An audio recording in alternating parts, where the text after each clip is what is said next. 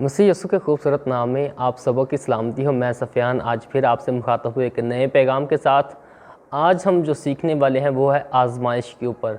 अजीज़ों, बहुत लोग इस बात को कहते हैं कि जब हम बपतिस्मा ले लेते हैं और मसीहत के अंदर आ जाते हैं और बॉर्न अगेन मसीही हो जाते हैं तो हमारे आगे बहुत सी ऐसी आजमाइशें आती हैं जो हमें घेर लेती हैं। ये ऐसा क्यों होता है? पहले सब कुछ ठीक चल रहा था, मगर जैसे ही बपतिस्मा लिया और हमारे आगे आजमाइशें आती हैं।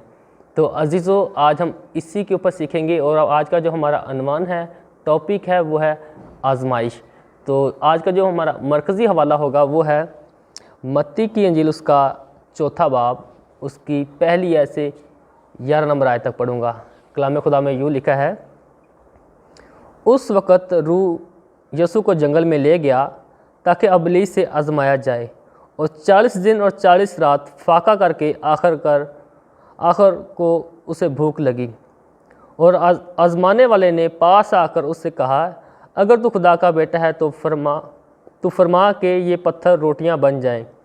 उसने जवाब में कहा कि आदमी सिर्फ रोटी ही से जीता ना रहेगा, बल्कि हर बात से जो खुदा के मुंह से निकली है। तब इब्लीस उसे मुकद्दस शहर में ले गया और हैकल के कुंगरे पर खड़ा करके उससे कहा कि अगर तू खुदा का बेटा है तो अपने ताई नीचे गिरा दे, क्योंकि लिखा है कि वो तेरी बाबत अपने फरिश्तों को हुक्म देगा और वो तुझे अपने हाथों पर उठा लेंगे। ऐसा ना हो कि तेरे पाँवों को पत्थर से ठेस लगे। यीशु ने उससे कहा, यह भी लिखा है कि तू खुदावंद अपने खुदा की आजमाइश ना कर। फिर इब्लीस उसे एक बहुत ऊंचे पहाड़ पर ले गया और ज़मीन की सब सल्तनतें और उनकी शान शौकत उसे दिखाई, और उसने उससे कहा, अगर तू झुक कर मुझे सजदा करे तो ये सब कुछ तुझे दूंगा। यीशु ने उससे कहा, ऐ शैतान दूर हो, क्योंकि लिखा है कि तू खुदावंद अपने खुदा को सजदा कर और सिर्फ उसी की इबादत कर। तब इब्लीस उसके पास से चला गया और देखो, फरिश्ते आकर उसकी खिदमत करने लगे। अजीज़ों, आज ये जो पैगाम है ये बहुत ख़ास पैगाम है तमाम मसीह कौम के लिए, और जितने भी ईमानदार हैं और खादमीन हैं सब के लिए पैगाम है कि आजमाइश आखिर में आती क्यों है, क्या वजह है जो लोग ऐसा कहते हैं कि हमें जैसे ही हमने बपतिस्मा लिया, जैसे ही हम खिदमत में आए तो हमारे आगे बहुत सी ऐसी आजमाइशें आती हैं जिसकी वजह से हम बहुत ज़्यादा परेशान होते हैं। तो अजीज़ों, सबसे पहले जो आजमाइश आती है वो रोटी की आजमाइश आती है। अजीज़ों, यीशु मसीह जैसे यीशु मसीह ने बपतिस्मा लिया तो यीशु मसीह ने बपतिस्मा लेते ही खिदमत का आगाज़ किया। तो खिदमत का जैसे ही यीशु मसीह ने आगाज़ किया, यानी यीशु मसीह ने खादम बना, खिदमत का आगाज़ किया, तो जैसे ही हम मसीही लोग जो हैं, क्योंकि लोगों का ये कहना है कि जैसे हम बपतिस्मा लेते हैं तो हमारे आगे बहुत सी ऐसी लुभाने वाली चीज़ें आ जाती हैं जिसका हमें सामना करना पड़ता है। पहले बिल्कुल ठीक था, सब ठीक था, मगर जैसे ही बपतिस्मा लिया, खिदमत में आए हैं, तो हमारे आगे आजमाइशें आती हैं। तो अजीज़ों, जो सबसे पहले आजमाइश आती है वो रोटी की आजमाइश आती है। और यीशु मसीह ने जैसे ही बपतिस्मा लिया तो लिखा है कि यीशु रूह से बड़ा हुआ था और आजमाइश के लिए जंगल में गया था। जंगल में ऐसा नहीं है कि वो फोर्ट्रेस में गया, कोई बहुत खूबसूरत जगह में। जंगल का मतलब है यहाँ पर रेगिस्तानों में। बाइबल के अंदर जहाँ भी लफ्ज़ जंगल आता है, इसका मतलब है कि रेगिस्तानों में, बियाबानों के अंदर यीशु मसीह गया, या ताकि यीशु मसीह की आजमाइश हो सके। अजीज़ों, जब कि हम खिदमत में आते हैं तो हमारी भी आजमाइश होती है, हमको भी इस प्रोसेस में से होकर गुजरना पड़ता है। तो सबसे पहले जो आजमाइश आती है वो रोटी की आजमाइश आती है हमारे आगे। तो रोटी की आजमाइश कुछ इस तरह से आती है, और ये हर एक ईमानदार के आगे आती है जब वो खिदमत के अंदर आता है। जब संडे की इबादत हो रही होती है और हम छुट्टी कर चले जाते हैं, चर्च से छुट्टी करते हैं और फैक्ट्री में अपने अर्निंग पॉइंट पे जाते हैं, तो जब हम पादरी साहब हमसे पूछते हैं कि आप चर्च में क्यों नहीं आए, तो हम यही बताते हैं कि हमें छुट्टी नहीं मिली। तो जब पादरी साहब ये कहते हैं कि आप संडे की छुट्टी ले लिया करो, तो आगे से ऐसा रिस्पॉन्स मिलता है। लोग कहते हैं कि पादरी साहब, छुट्टी तो कुछ ज़रूरी काम के लिए बचा कर रखनी पड़ती है ना। तो ऐसे लोग बातें करते हैं। वजह यही है कि रोटी की आजमाइश हर एक इंसान के आगे आ जाती है। और बहुत दफ़ा ऐसा होता है कि लोग ये कहते हैं कि अगर तू खुदा के साथ तो चलता है, अगर बाइबल को ही तू पढ़ता रहेगा, खिदमत में तू जाएगा, तो तेरे से शादी कौन करेगा, और ऐसी बातें। और तुझसे शादी कौन करेगा, तू अपने ख़ानदान को खिलाएगा कहाँ से अगर तू खिदमत करेगा। तो ऐसी बातें भी अजीज़ों सुनने में आती हैं। और क्योंकि आगे रोटी की आजमाइश आ जाती है, ये शैतान जैसे यीशु के आगे रोटी की आजमाइश लेकर आया, यीशु खिदमत में आया, तो यीशु के आगे जो आजमाइशें सारी आई, वही एक ईमानदार जो खिदमत में आता है तो उसके आगे वही आजमाइशें आती है। वही पैटर्न जो है वो शैतान एक मसीही खादम के आगे, खिदमत गुजार बंदे के आगे लेके आता है। मगर हम जो हैं, हम इसको समझ नहीं पाते। ये वही पैटर्न जो यीशु मसीह के आगे शैतान लेकर आया, वो हर एक खादमीन के आगे, खिदमत करने वाले शख्स के आगे, बेटी के आगे, बहन के आगे और भाई के आगे, ये सारी आजमाइशें खुदा लेकर आता शैतान लेकर आता है। मगर हम इसे समझ ही नहीं पाते। अजीज़ों, लोग कहते हैं कि अगर तू खिदमत ही करेगा तो तुझसे शादी कौन करेगा, तो अपने घर को कैसे चलाएगा, खाएगा कहाँ से। मगर अजीज़ों, वो लोग इस बात को नहीं समझते कि जब कि हम खुदा के हुक्मों के ऊपर चल रहे हैं, खुदा के वादों के ऊपर हम खड़े हुए हैं, खुदा के कलाम के ऊपर खड़े हुए हैं, तो खुदा हमें भूखा नहीं मरने देगा। खुदावंद यीशु मसीह ने कहा कि इंसान सिर्फ रोटी ही से जीता नहीं रहेगा, बल्कि उस हर बात से जो खुदा के मुंह से निकली है उससे, यानी खुदा के कलाम से इंसान ज़िंदा रहेगा। मगर हमारे आगे आजमाइश आ जाती है। और जब कोई लड़की जवान हो जाती है तो उसके घर वाले जब रिश्ता देखते हैं तो वो उनको ही देखते हैं जो इंजीनियर होता है, कोई डॉक्टर होता है, या कोई रेलवे में काम करने वाला, या कोई मल्टीनेशनल कंपनी के अंदर काम करने वाला ही, उससे ही ढूंढते हैं। अगर बीच में अगर किसी खादम का रिश्ता चला जाए तो वो कहते हैं नहीं, खादम नहीं चाहिए हमें। वजह यह है कि लोगों के आगे रोटी की आजमाइश आ जाती है कि हमारी बेटी आगे रोटी की वजह से परेशान ना हो, तो ऐसा आ जाता है। मगर जब वो शादी हो जाती है, सब हो जाता है, तो चंद महीने गुजरते हैं, तो जब वो उनका अच्छा नहीं रिश्ता बनता, अच्छी नहीं उनकी जब बनती, तो डिवोर्स हो जाता है। और जब वो वापस अपने घर में लौट के आ जाती है, तो उसके बाद जो फैमिली वाले, घर वाले, वो कहते हैं कि हम अब एक खादम ही को ढूंढेंगे, क्योंकि खुदा का जो खादम है वो खुदा तरस होता है। खुदा का जो खादम है वो तो खुदा के हुक्मों को मानता है, वो ऐसा नहीं करेगा, वो अच्छे सलूक से चलेगा।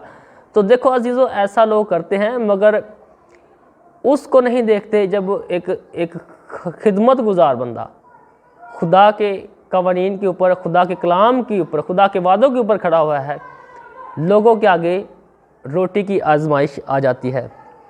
अजीज़ों, ऐसे ही एक इंग्लैंड का एक पास्टर था जिसका नाम स्मिथ विगनवर्थ था। स्मिथ विगनवर्थ एक प्लम्बर का काम करते थे और ये एक पादरी थे, चर्च के, मेथोडिस्ट चर्च के पादरी थे।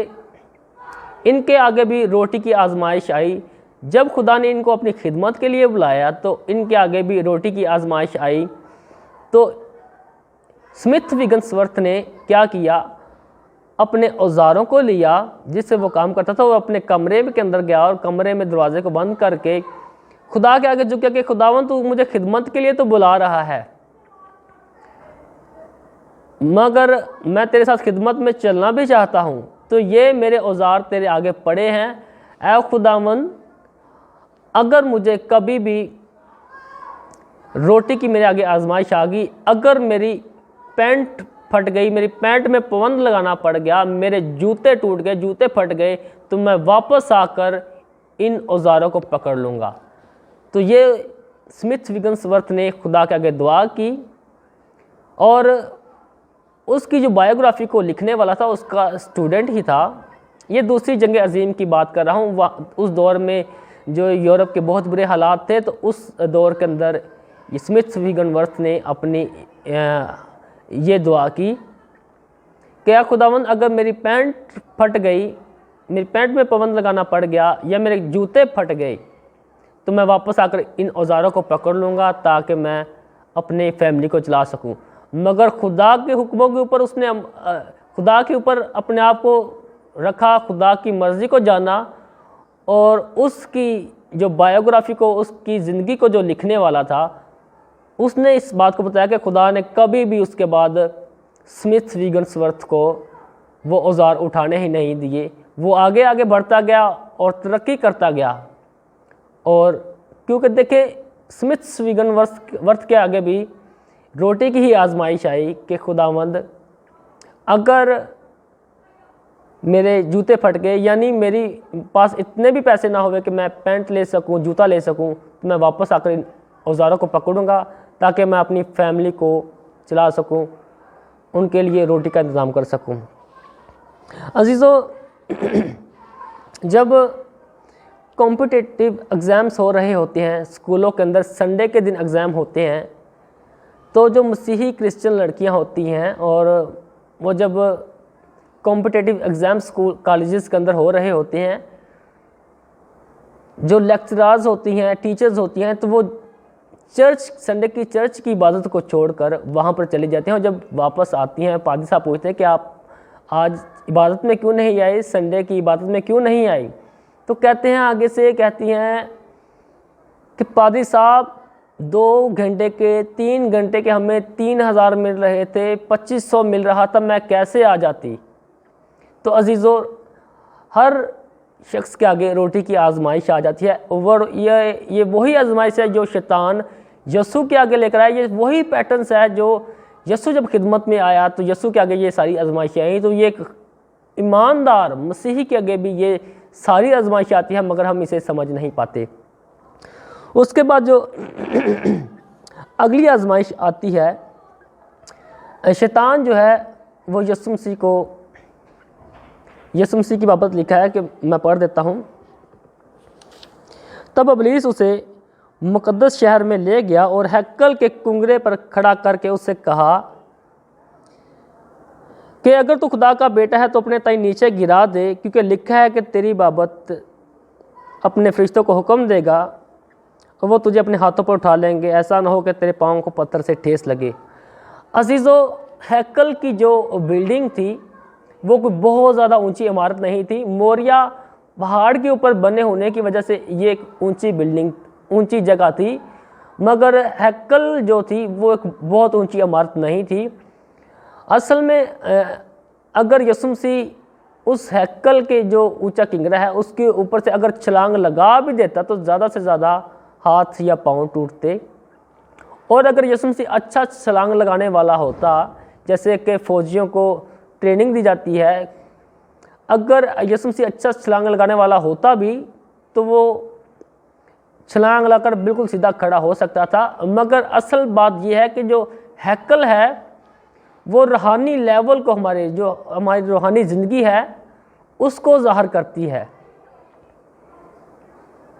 शैतान ने यह नहीं कहा कि मैं तुझे ज़ोरदार धक्का दूंगा और तू नीचे गिरेगा, ऐसा नहीं कहा। शैतान ये कहता है कि तू खुद ही गिर जा, तो खुद ही गिर जा। और यही सारी आजमाइश, ये जो भी आजमाइश जो है वो हर एक ईमानदार के आगे आती है, हर एक मसीही के आगे आती है, हर एक खादमीन के आगे ये आजमाइश आती है। और बहुत से लोग जो हैं वो इसके ऊपर गलबा पा जाते हैं, मगर बहुत ज़्यादा जो तादाद है वो इसके जब ये आजमाइश आती है तो वो इसकी आजमाइश के आगे गिर जाते हैं। जैसा कि मैंने पहले भी बताया कि लोग कहते हैं कि जब हम बपतिस्मा लेते थे, हमने बपतिस्मा लिया तो हमारे आगे बहुत सी आजमाइशें आती हैं।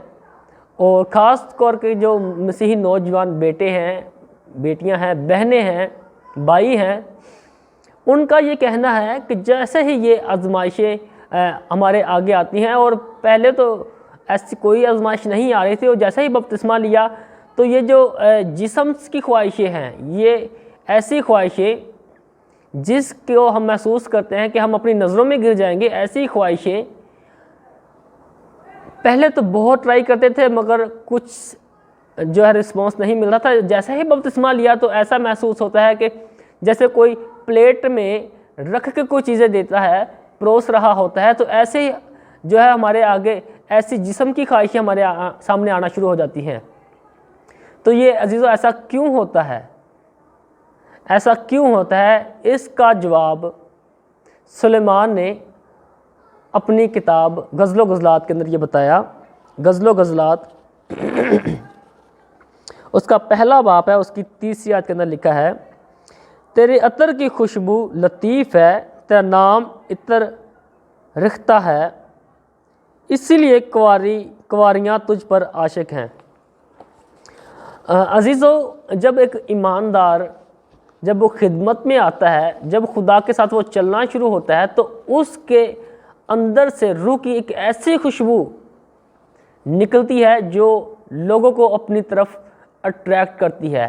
अजीज़ों, जैसा कि अगर चर्च के अंदर इबादत चल रही है और वहाँ पादरी साहब नॉन वेज का प्रोग्राम बना लें और नीचे नॉन वेज पक रहा हो और हवा में खुशबू आती हुई चर्च में लोगों को नाक में जाएगी खुशबू, तो लोगों का जो ध्यान है वो नॉन वेज की तरफ चला जाएगा। पादरी चाहे जितने भी कलाम के भेद की बातें आपके साथ शेयर कर ले, आपका ध्यान वहीं चला जाएगा।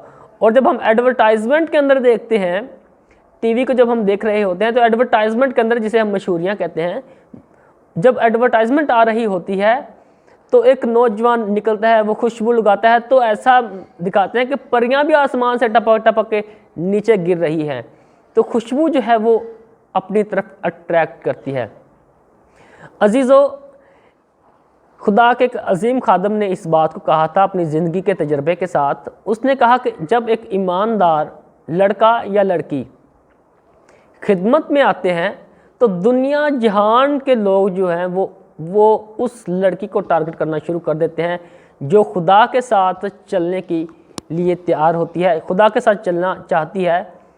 और दुनिया जहान के लोग जब उसके पीछे भाग रहे होते हैं, लड़के भाग रहे होते हैं कि मुझे तो सिर्फ इसी से शादी करनी है, मैं इसके लिए जान तक दे दूंगा, यहाँ तक लोग कहते हैं, नौजवान लड़के कहते हैं। और वही लड़की जो है वो अब जब शीशे के सामने जाके खड़ी होती है, वो अपने आप को देखती है और कहती है, और ये ऐसा सोचती है, चाहे वो मोटी हो, नाटी हो, काली हो, मगर जब वो अपने आप को आईने के सामने खड़े होकर अपने आप को देखती है, तो वो ये कहती है कि अब तो दुनिया की सबसे खूबसूरत लड़की मैं ही हो गई हूँ। ऐसे ही एक नौजवान लड़का जब खुदा के साथ खिदमत में आ रहा होता है, चलना चाहता है, उसके पीछे भी ऐसे जो लड़कियां हैं वो कहते हैं कि हमें तो सिर्फ इसी से शादी करनी है, जो एक खिदमत में चल रहा है, तो हमें इसी के साथ शादी करनी है। और दुनिया जहान की लड़कियां जब है उसके पीछे जब दौड़ रही होती हैं, तो वो भी जब शीशे के सामने अपने आप को खड़ा करके देखता है, तो वो ऐसा महसूस करता है कि अब तो बॉलीवुड के सारे एक्टर भी मेरे सामने जो है वो पानी भर रहे हैं। अजीज़ों, ऐसा क्यों होता है? जैसे मैंने बताया कि इसका जवाब सुलेमान ने अपनी किताब के अंदर दिया कि जो तेरे अंदर से खुशबू को निकलती है, जो अगर इंग्लिश में पढ़ेंगे तो और ज़्यादा आपको बेहतर तौर से समझ आ जाएगा इस आयत को। गज़ल व गज़लात पहला बाब उसकी 3री आयत, कि जो खुशबू हमारे रूह कुदस में जब हम चल रहे होते हैं, तो हमारे अंदर से एक ऐसी खुशबू निकलती है जो दूसरों को अपनी तरफ अट्रैक्ट करती है। अजीज़ों, हमको ये सारी बातें समझना बहुत ज़रूरी है कि ये जो जितनी भी आजमाइशें आती हैं, जैसे शैतान यीशु के सामने लेकर आया, ये सारी आजमाइशें एक ईमानदार के आगे, एक खिदमत गुजार के आगे ये आजमाइशें आती हैं। और याकूब के ख़त के अंदर लिखा हुआ है कि शैतान का मुकाबला करो तो वो तुमसे भाग जाएगा, शैतान का मुकाबला करो तो वो तुमसे भाग जाएगा। मगर पौलुस रसूल तीमुथियुस को नसीहत करते हुए ये कहता है कि ऐ मेरे फर्जंद, ऐ मेरे बेटे, जिस्म की ख्वाहिशों की जब बात आए तो उसका मुकाबला नहीं करना। पौलुस रसूल तीमुथियुस से कहता है कि जब जिस्म की ख्वाहिशें आ जाए तो उसका मुकाबला नहीं करना, बल्कि तूने वहाँ से भाग जाना है, जैसे यूसुफ भाग गया था। यूसुफ जो पुराने नामे का यूसुफ है, जैसे यूसुफ भाग गया था, इसीलिए पौलुस रसूल कहता है कि तुम इसकी आजमाइश, ऐसी आजमाइश में इसका मुकाबला ना करो, क्योंकि हम ऐसी आजमाइश में इसका मुकाबला नहीं कर सकते। जिस्म की ख्वाहिशें की जब बात आए तो इसका मुकाबला हमने नहीं करना, बल्कि वहाँ से भाग जाना है। अजीज़ों, जो साइकियाट्रिस्ट हैं वो ये कहते हैं कि जब एक नौजवान या जो टीन एज का लड़का है चाहे लड़की है, टीन एज के है अंदर है, यानी 12 से 18 की एज के दौरान, टीन एज के अंदर जो है वो ये जो जिस्म की ख्वाहिशें हैं इसके ऊपर जो है वो गलबा पा सकता है अगर वो खिदमत में आ रहा है, या इसके अलावा भी वो जिस्म की ख्वाहिशों के ऊपर गलबा पा सकता है।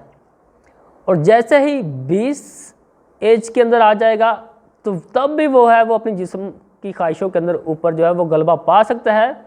और जब एक नौजवान 30 साल की एज के अंदर आ जाता है, चाहे लड़की है चाहे लड़का है, तो वो जिस्म की ख्वाहिशों के ऊपर गलबा पा सकता है। मगर अगर वो 40 की एज के अंदर चला गया है तो वो उसका जो दिल होता है वो इतना सॉफ्ट हो जाता है, नरम हो जाता है कि वो इसके ऊपर गलबा नहीं पा सकता। और जब अगर कोई 50 साल की एज के अंदर चला जाए तो इसका दिल इतना ज़्यादा नरम हो जाता है कि वो कभी भी जिस्म की ख्वाहिशों के अंदर गिर सकता है। अजीज़ों, असल में बात यहाँ ये हो रही है कि जब हम रूल कुदस से बढ़ जाते हैं और रूल कुदस के अंदर बढ़ते हुए हमारा लेवल दिन ब दिन बढ़ता जाता है और खुदा के साथ हम रफ़ाकत रखते हुए बढ़ते जाते हैं और रूहानियत के अंदर हम बढ़ते जाते हैं, तो शैतान तब ऐसी आजमाइशें हमारे सामने लेकर आता है। और जब हम ऐसी आजमाइशों के अंदर गिर जाते हैं तो फिर हम अपनी ही नज़रों के अंदर गिर जाते हैं। शैतान ने जैसे कहा कि मैं तुझे धक्का नहीं दूंगा बल्कि तू खुद गिर जा, ऐसे ही एक ईमानदार जब अपनी नज़रों के अंदर गिर जाता है, जिस्म की ख्वाहिशों के अंदर आ जाता है और अपनी ही नज़रों के अंदर गिर जाता है, अजीज़ों, आपके लिए एक बहुत ख़ास लेसन है, आपके लिए ये बहुत ख़ास पैगाम है। जब आपके सामने ऐसी आजमाइशें आए तो आपने इनका मुकाबला करना ही करना है। मगर जब जिस्म की ख्वाहिशों की बात आ जाए तो आपने उसका मुकाबला नहीं करना बल्कि वहाँ से भाग जाना है। अजीज़ों, उसके बाद जो अगली आजमाइश है वो है दौलत की। मैं 18 नंबर आयत से पढ़ूंगा। लिखा है, फिर इब्लीस उसे एक बहुत ऊंचे पहाड़ पर ले गया और दुनिया की सब सल्तनतें और उसकी शान व शौकत उसे दिखाई और उससे कहा, अगर तू झुक कर मुझे सजदा करे तो ये सब कुछ तुझे दे दूंगा। यसु ने उससे कहा, है शैतान दूर हो, क्योंकि लिखा है कि तू खुदावंद अपने खुदा को सजदा कर और उसी की इबादत कर। अजीज़ों, जैसे हमने दूसरी आजमाइश को भी देखा कि जब दूसरी आजमाइश के अंदर लोग गिर जाते हैं तो वो ज़ोर ज़ोर से रोते हैं। जब इबादतों के अंदर जाते हैं और पुरपट के ऊपर से, स्टेज के ऊपर से, जब पादरी साहब की तरफ से, प्रीस्ट की तरफ से ऑल्टर कॉल होती है तो लोग जो है वो फूट फूट कर रोते हैं, क्योंकि वो जानते हैं कि हमारे आगे ये आजमाइश आई और हम उस आजमाइश के अंदर गिर गए। अजीज़ों, अगर ऊंचाई से गिराने की ही बात होती तो उस दौर के अंदर मिस्र के अंदर जो पिरामिड है वो भी बने हुए थे और शैतान जो है वो यसु को मिस्र के उस पिरामिड के ऊपर ले जाता, उसकी कैपस्टोन के ऊपर खड़ा करके कहता कि यहाँ से ज़ोरदार धक्का लगा दे, या यसु मसीह को माउंट एवरेस्ट के ऊपर ले जाता और कहता कि यहाँ से ज़ोरदार धक्का लगा दे। मगर यसु को वो हैकल के ऊंचे कुंगरे के ऊपर लेकर गया है। असल में हैकल जो है, जैसे मैंने पहले भी बताया, वो रूहानी ज़िंदगी को ज़ाहिर करती है कि तो अपनी रूहानी ज़िंदगी के अंदर जो है वो आज तो रूहानी ज़िंदगी के अंदर जब तो ऊंचे लेवल के ऊपर जा रहा है तो इस रूहानी ज़िंदगी के अंदर चलते हुए तो अपनी नज़रों में खुद ही गिर जा। तो अजीज़ों, हमें ये एहतियात करने की ज़रूरत है। अगर हमारे सामने ये आजमाइशें आती हैं तो हमको बहुत ज़्यादा अलर्ट रहने की ज़रूरत है। अभी हम तीसरी आजमाइश के ऊपर चलते जा रहे हैं और तीसरी जो आजमाइश यसु मसीह के आगे शैतान लेकर है वो है दौलत की आजमाइश। दौलत की आजमाइश हर एक मसीही, हर एक ईमानदार के आगे शैतान लेकर आता है। और अजीज़ों, मेरे जो पादरी साहब हैं, पास्टर आमर रबील, उन्होंने हमें जब क्लासेस देते हैं तो बार बार इस बात को वो बताते हैं कि कभी भी आपने पैसे के पीछे नहीं भागना। एक जो खादम का काम है खिदमत करना, तो वो उसके ऊपर आपने फोकस करना है, खुदा के कलाम के ऊपर, खुदा के वादों के ऊपर आपने ज़िंदगी को गुजारना है। आपने पैसे के ऊपर, दौलत के ऊपर फोकस करके ज़िंदगी को नहीं गुजारना, पैसे का लालच नहीं करना आपने।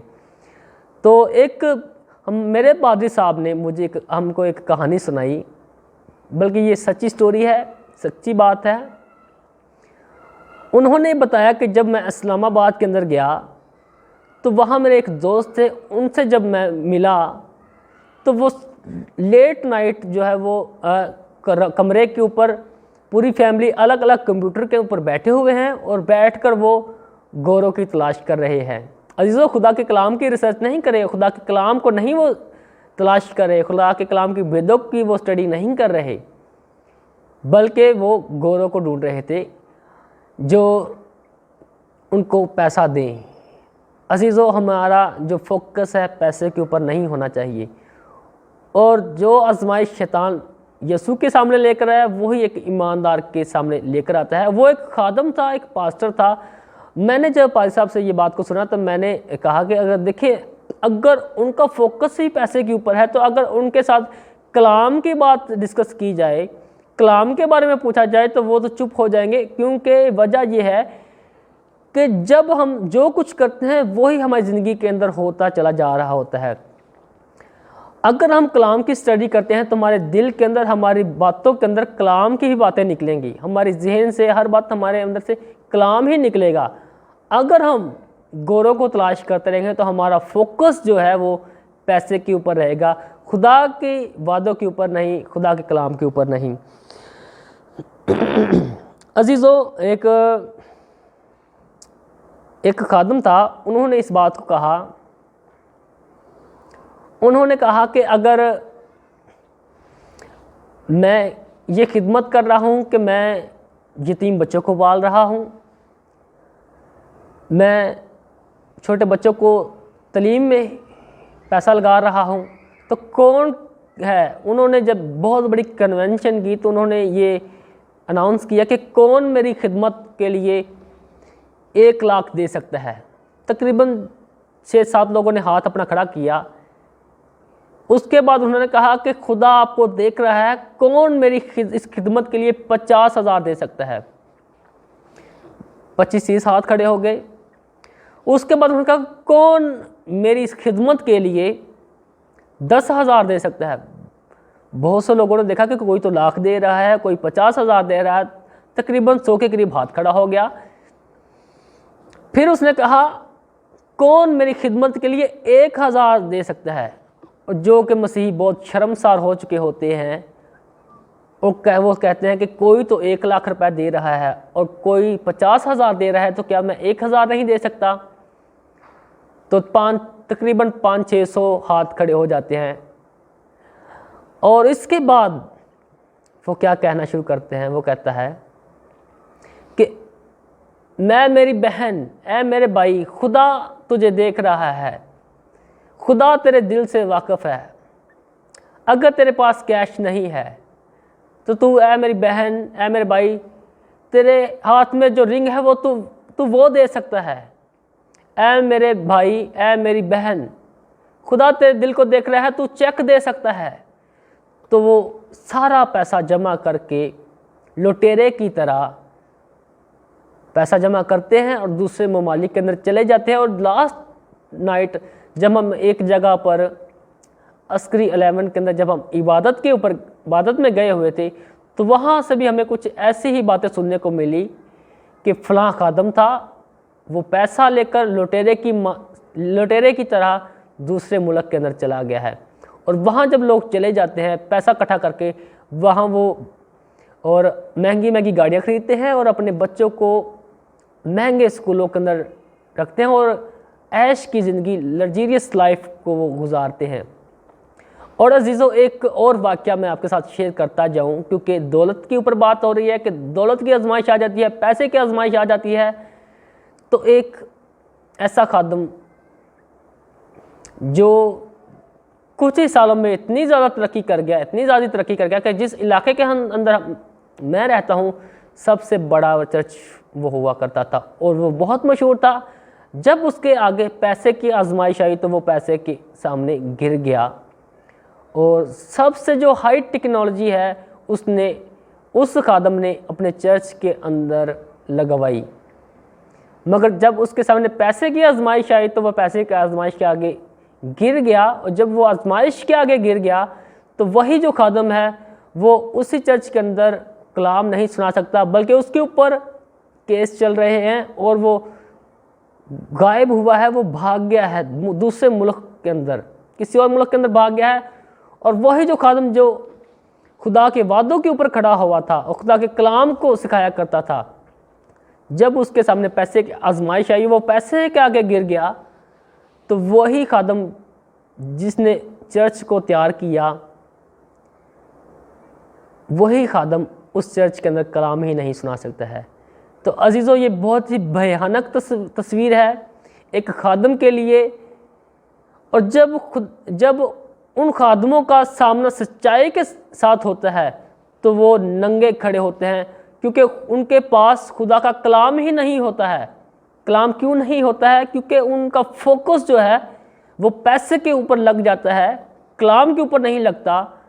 तो जब ऐसा हो जाता है, जैसे मैंने आपको पहले भी बताया कि ये आजमाइश शैतान लेकर आता है, जो इसके ऊपर गालिब आता है वो आगे तरक्की कर जाता है और खुदा के साथ वफादारी के साथ चलता है, तो खुदा उसे बहुत ज़्यादा सरफराज करता है और उसके वसीला से, उस खादम के वसीला से बहुत सी ज़िंदगियाँ बचती हैं जो खुदा के पास आती हैं।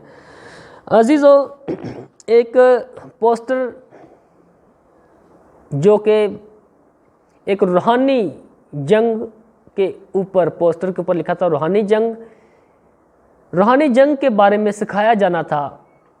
तो 3 दिन की वो कन्वेंशन थी जो मुकर्रर की गई, और जब वहाँ पर सिखाया जा रहा था तो वहाँ पर क्या सिखाया जा रहा था? 3 दिन यही बात सिखाई जा रही थी कि जब आप दान मांगने जाओ, जब आप लोगों से पैसे की डिमांड करो, तो तब आपने पुराने कपड़ों के अंदर जाना है, हवाई चप्पल के अंदर जाना है, घेरा डाल के जाना है।